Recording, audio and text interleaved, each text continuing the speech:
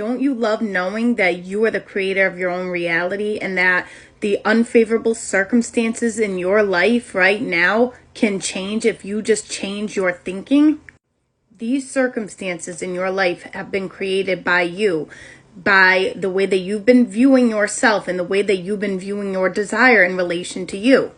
And because these circumstances are in your 3D reality and you are viewing them with your senses, you believe that they are permanent because you see them right in front of you. If you would just change your thinking and imagine in your mind the reality that you want to experience and think from the end as that version of you experiencing what you want right now, then that circumstance will shift to show the change that you've made within yourself.